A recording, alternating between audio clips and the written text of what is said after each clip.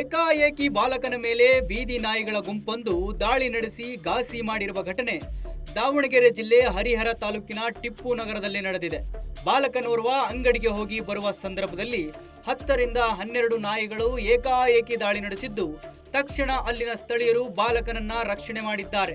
ಗಾಯಗೊಂಡ ಬಾಲಕನನ್ನ ಸ್ಥಳೀಯ ಆಸ್ಪತ್ರೆಗೆ ದಾಖಲು ಮಾಡಿ ಚಿಕಿತ್ಸೆ ನೀಡಲಾಗಿದೆ. ಅಲ್ಲದೆ ನಗರದಲ್ಲಿ ಬೀದಿ ನಾಯಿಗಳ ಹಾವಳಿ ಜಾಸ್ತಿಯಾಗಿದ್ದು, ಚಿಕ್ಕವರು ದೊಡ್ಡವರು ಓಡಾಡುವುದೇ ಕಷ್ಟವಾಗಿದೆ ಅಂತ ಬಾಲಕನ ತಂದೆ ತಿಳಿಸಿದ್ದಾರೆ.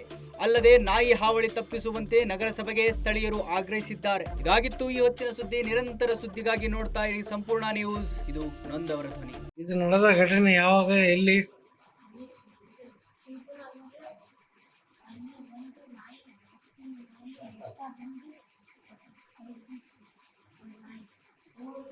ಜೋರ್ಸಿ ಬೋಲ್.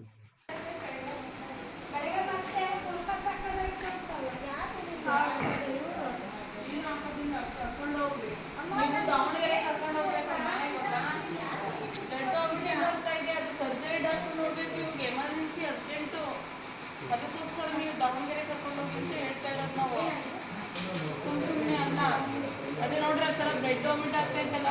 ಸಂಪೂರ್ಣ ನ್ಯೂಸ್, ಇದು ನೊಂದವರ ಧ್ವನಿ.